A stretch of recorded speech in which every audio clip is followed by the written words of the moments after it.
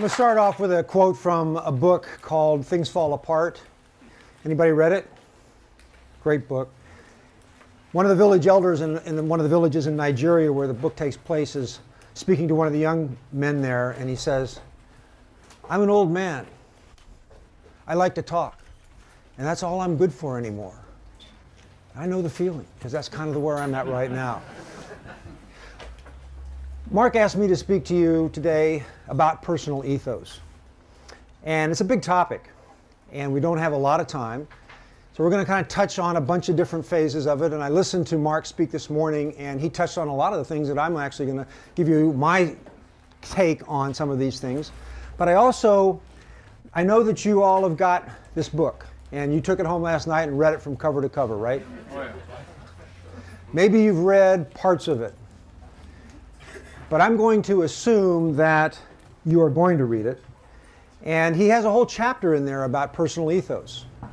And it's quite good. I'm glad I got a chance to look at it and see where he's coming from, because it's very much consistent with where I'm coming from. And as I told Mark, reading his book and then listening to him this morning in the session early on and then in here, we're very much in harmony, though we have different approaches to a lot of the same things. Now in his book he breaks down his idea of the personal ethos into a 4-part taxonomy.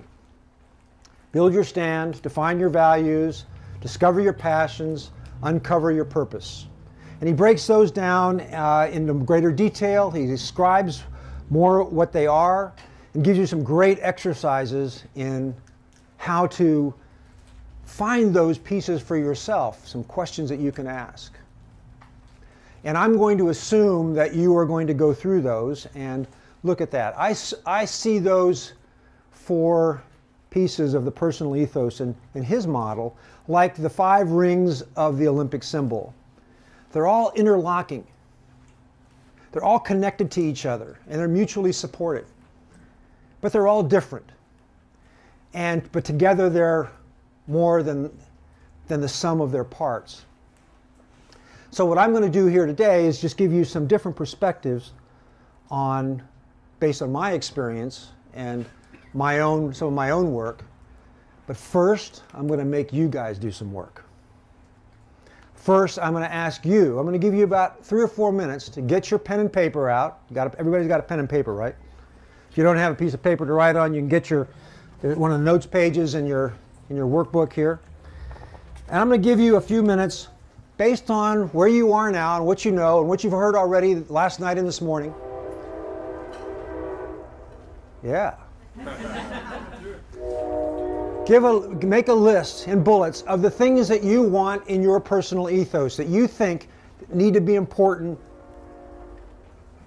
near the top of the list of the things that are important for you to live well.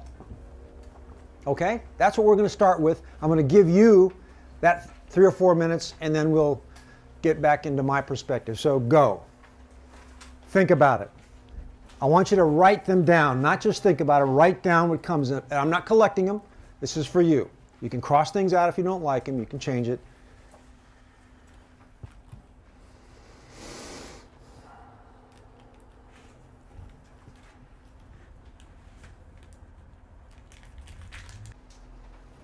Okay, just start wrapping it up.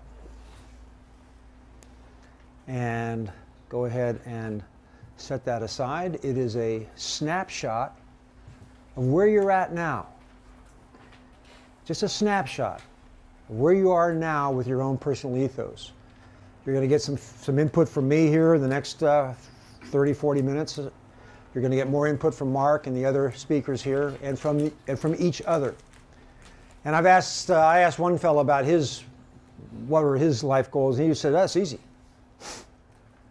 It's easy as ABC. ABC, always be cool." And then I like the famous cowboy one. Life's real simple for me. It's 4 things: faster horses, younger women, older whiskey, and more money. That's it. And hopefully you go a little deeper than that.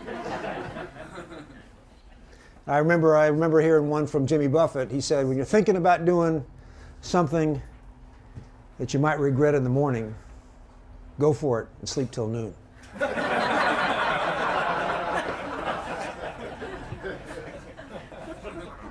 Works for him, doesn't work for me.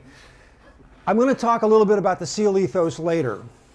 But the SEAL ethos is a longer document, and Mark actually he actually gives you the full ethos in the book here, and he breaks it down into 5 or 6 bullets. I'll talk about that in a minute, but I think that I've also written elsewhere that in the SEAL teams themselves, there is a very simple ethos that I think really captures where they're at in their team, and that is, be a good tactical operator, be a good teammate. Those 2 values are the ones that they hold each other accountable for mostly. I've also written, I think that's a great foundation. I don't think it's enough. The ethos itself, we'll talk about more in a minute. Now, I believe all of you, all of us, have already got a personal ethos.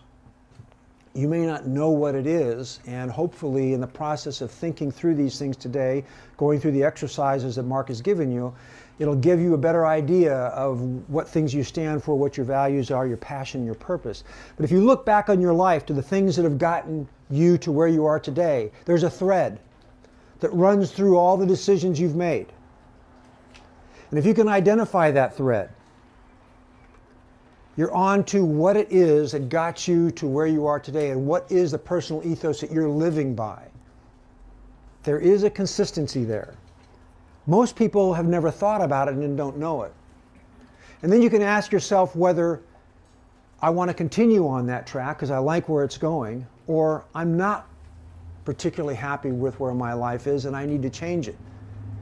There's a saying that one of my golf coaches gave me. He says, if you keep doing what you're doing, you're going to keep getting what you're getting. And so if you like more or less the direction you're going, go with it, shore it up, understand it better, refine it. If you're not happy the direction you're going, then you need to change it. And Marshall Goldsmith, who is one of the world famous executive coaches, he says in his, actually wrote a book with this title, what got you here won't get you there. For people who are trying to go to the next level in business, the skill sets that got you to this level in the business need to be changed in order to get to the next level. And so you can think about that as you think through your own ethos. What has gotten me here, and what trajectory does that already have me on? Now, your personal ethos explains why you do what you do.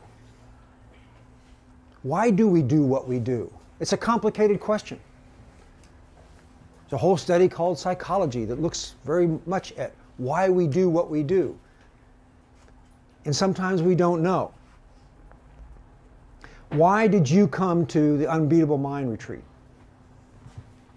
Why did Mark put the Unbeatable Mind Retreat together? Why did he choose to become a SEAL? Why did I choose to become a SEAL? Why? Why are you in the profession that you're in? These are important and big questions, and the ancient Greeks believed that there was a single answer.